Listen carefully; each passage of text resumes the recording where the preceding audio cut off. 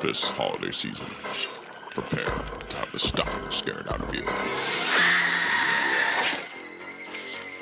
Thanksgiving.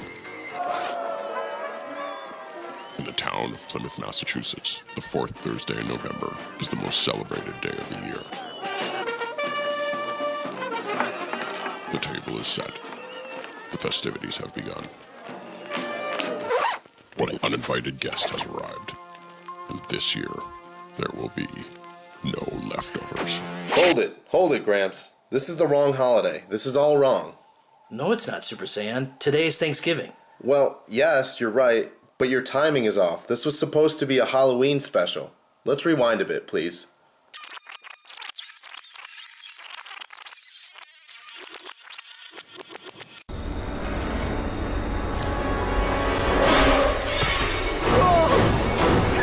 Hey, Super Saiyan, I don't mean to interrupt, but... Shh.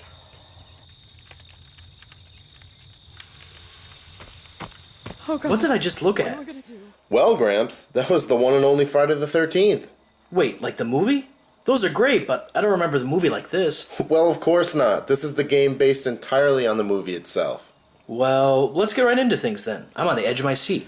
We've really said, well, a lot. Oh well, who cares? It's not like this is a script or anything. Let's get to it though, Gramps. Wait, this is the Halloween special, ain't it? It was supposed to be, Gramps. You're right. Where's your costume? It's Thanksgiving now, but do you not see the mask I'm still wearing to purposely conceal my identity? Fair enough. Anyway, Friday the 13th the game, is a semi-open world third-person survival horror game set in the camps around the fictional Crystal Lake from the Friday the 13th franchise. The time period in which the game is set is the mid-1980s in order to better capture the feel of the original films. Now you're talking. The game is an asymmetrical multiplayer video game with up to 8 people able to play in one game. For those who don't know the word-for-word definition for asymmetrical multiplayer, it is a multiplayer mode in which the different players have totally different roles and capabilities, unlike most multiplayer games where all the players are generally doing the same thing and playing the game the same way. Fun facts with Super Saiyan. Nice. Thanks for the knowledge. You know, what I like more than knowledge? Video games. I play one video game a day, and that's how I got this amazing gamer's gut. One player controls Jason Voorhees, whose objective is to kill as many counselors as possible. Playing as Jason grants special abilities, including being able to sense nearby counselors and to teleport anywhere on the map the player wants. The remaining players control the counselors at the camp. The objective of playing as a counselor is to fill objectives, which can be easier to fill when coordinating with other players, and will allow counselors to escape from the camp, or to survive until time runs out on the session. Jason may also be defeated with an epic win condition that requires both teamwork and planning and is difficult to perform. A player may also control Tommy Jarvis, who becomes playable when certain conditions are met. I'm reading ahead on this next bit of the script, and is this true? What script? And yes, Gramps, it is. Kane Hodder, who betrayed Jason in part 7, 8, Jason Goes to Hell, and Jason X, reprised him via motion capture and coordinated the stunts. Thom Matthews, who portrayed Tommy Jarvis in Part 6, also reprises his role in the series. And, although the game was originally planned to be multiplayer only, a single-player mode will be added in an update planned for summer 2017. Despite the stretch goal for over $1 million to unlock it, and it not being reached, the mode will consist of objective-based missions that will allow the player to take control of Jason against offline camp counselor bots. Some of the missions will be adaptations of the films, while others are original scenarios. Alright, Super Saiyan. Now it's my turn. Sit back and enjoy. Super Saiyan. Yup. We haven't hit lucky number 13 yet, but this franchise has made 12 films with a bloody character that we know and love as Jason Voorhees, spanning over 3 decades. 30 years, folks. Hockey will never be the same, thanks to Jason and Casey Jones from Turtles. The original Friday the 13th premiered back in 1980, and sequel upon sequel ensued. Friday the 13th Part 2, 1981. Friday the 13th Part 3, 1982. Friday the 13th The Final Chapter, 1984.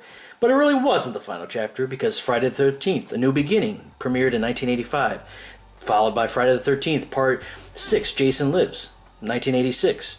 Jason continued to live in Friday the 13th Part 7, The New Blood, 1988. Friday the 13th Part 8, Jason Takes Manhattan, 1989. He wanted that penthouse suite he was always trying to go for. Jason Goes to Hell, the final Friday, 1993. Didn't pay the rent, got kicked out. Jason X, 2001. Jason Meets Our Friendly Nightmare Character, Friday vs. Jason, 2003. And Friday the 13th, 2009. So far, that has been the last installment. I do not think that will be all, though, from our masked friend. Let me test you with some movie trivia. How many kids did Jason kill in the first movie? Any guesses? The answer is none, since Mrs. Voorhees, his mother, did all of the killings in revenge on the camp counselors who let her beloved son drown in Crystal Lake. The final film that came out in 2009 was really a reboot of the franchise for a modern generation of fans. With this game, Jason must be really sore and tired. So far in the series, he's been drowned, sliced by a machete in the shoulder, hit with an axe in the head, supposedly cremated, aped by a copycat killer, buried, resurrected with a lightning bolt, chained to a boulder and thrown in the lake again, resurrected by telekinesis, drowned again, resurrected by an underwater electrical surge, melted by toxic waste, killed by the FBI, resurrected through the possession of another body, returned to his own body, thrown into hell, used for research, frozen cryogenically, thawed, blown into space, always a fun time, free to continue his murder spree on Earth 2, returned to the present, faced off against Freddy Krueger of Nightmare on Elm Street, drowned again with him, and made to emerge from Crystal Lake with Freddy's head, which winks. I know what you're thinking, Super Saiyan. No, I haven't seen them all. Wikipedia saw them, so I didn't have to.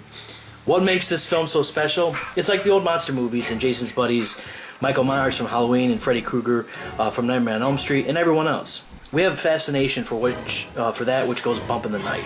We love to be scared, and now we can live that out in a video game? Sounds like a win to me. I'm sure it did to the company as well, which is why we have it. Do I hear maybe some VR in the future? I can certainly tell you that Dread Halls was frightening enough. But now we have a nightmare character again facing us through VR? Maybe the next step. Who knows? Before I put my feelings into the game, Gramps, I want to go off on your background of the movies with the background of this game and its making. Good idea, man. After IllFonic's polarized 2012 remake of Nextweez and Gun Media Breach and Clear Deadline in 2015, IllFonic went to work on a game entitled Slasher, Volume 1, Summer Camp, with little details on its release date with Gun, in which the story took place in Camp Forest Green. Friday the 13th director, Sean S. Cunningham, was in talks about an upcoming game based on Friday the 13th with Gun. It is also the first video game IllFonic has developed with Unreal Engine 4. Departing from CryEngine after the announcement of Project Advena. At least, that is what Wikipedia says. The Sean S. Cunningham. That is so cool to know the man behind the movie is also the man behind the game. Exactly. Now I'm going to read this conversation, I believe is from an interview on the process of getting the rights to make such a game. In quote, Sean came to us in early 2015, but we quickly discovered these weren't the normal business conversations you would have when you try to secure a license as important as Friday the 13th. It was totally different. It was a conversation built on mutual admiration and respect for what each had created. Sean immediately noticed the passion we had for Friday the 13th, and after several incredible meetings over the next few months, we decided to upgrade our plans for summer camp and embrace the Friday the 13th video game license. After several incredible meetings over the next few months, Sean surprised us by offering the Friday the 13th video game license. Wow, amazing to see such admiration between two makers of entertainment. I agree. Executive director and producer Randy Greenback organized both a backer kit and a Kickstarter campaign to fund the game's development. Overall, over $400,000 was raised by 18,000 backers in backer kit, and about, to be specific or non-specific, a little bit over $800,000 from 12,000 backers in Kickstarter, collecting about just a little bit over $1 million from both platforms, becoming the 95th most crowd-funded project of all time.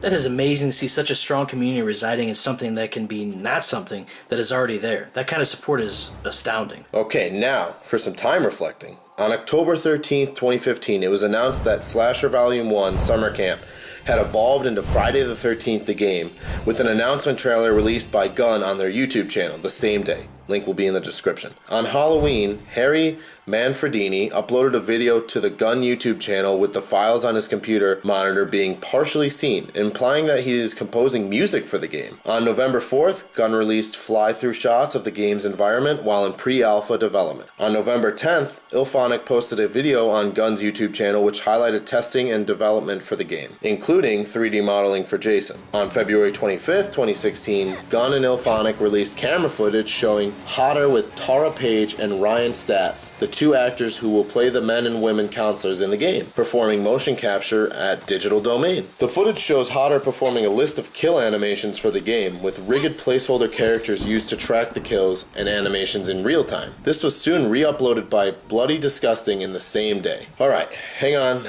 I need to breathe. That literally kills me, man. Not really, sorry. We're not in the game. Hey, it's okay. A developer panel for Gun Media and IllFonic was opened at PAX South 2016 in January, with alpha footage and a list of kill animations, and with gameplay released at E3 2016 in June. On September 2nd, Gun released the PAX West trailer for the game, entitled XIII. The trailer showcased Jason Voorhees' kill animation, specifically designed by Tom Savini, while set to XIII by Crazy Licks. Alright, Super Saiyan, after all that, do you have something to say about the game that upsets you, unlike your last video? Unfortunately, Gramps, I do. Put up the trigger counter. I'm going to take us for a ride into Trigger Boulevard. Okay, boss, it's up. Dun, dun, dun, dun, Camp Crystal Lake, next stop. The game, in my opinion, is a lot of fun, but there is a barrier of glitches and connection issues that you have to get past first. The game has constant connection errors during the beginning of release.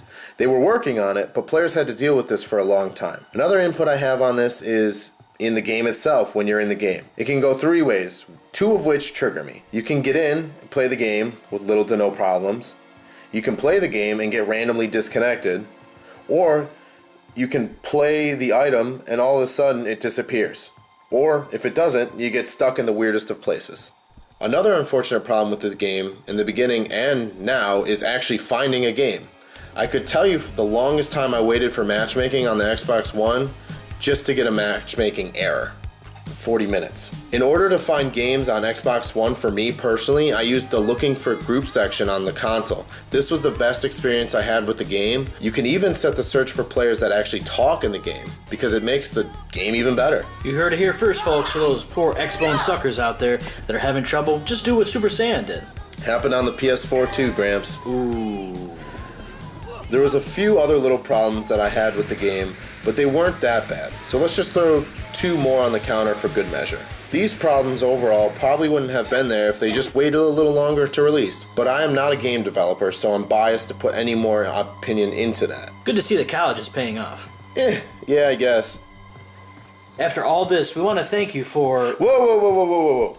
Gramps, we can't end yet. We haven't even done the bonus round. Oh yeah, silly me.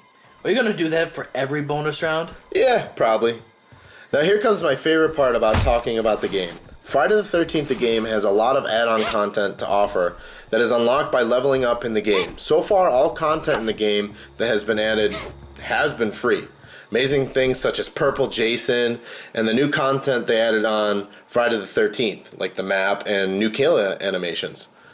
Also, as stated earlier in this video, I mentioned that in summer, they plan on adding that single-player mode with missions, and more. Overall, the bonus content the game offers, and the little things like outfits, perks, kill animations, if you're Jason, is unbelievable. Now let's get to the interesting part of this spooktacular special. Spooky! Couldn't help yourself, could you? But yes, I gotta rate this game for our friends and families on Thanksgiving. When you look at this game, you can clearly see the time and effort this company has put into it. Even though the game had glitches early on, it was still so much fun. Companies gave this game crappy reviews, even though if you think about it, this is the company's first game made ever on Unreal Engine 4. Not only this, during early development, some of the community gave them a hard time as well. Even with all this, the game gave a lot to me as a gamer, and watching Twitch broadcasters like Bikeman play, I totally got an awesome feel for the game. So, even with all the problems I experienced, I give this game an 8 out of 10. It's a great game and it can be played all the time. It is also that much more of an experience with friends. Well, there you have it. Here at Auspicious Gamers, we want to thank you for watching this video. Please be sure to like the video if you enjoyed it and comment what other things you would like to see. Until then, from Super Saiyan and Gramps, over and out, Space Cadets.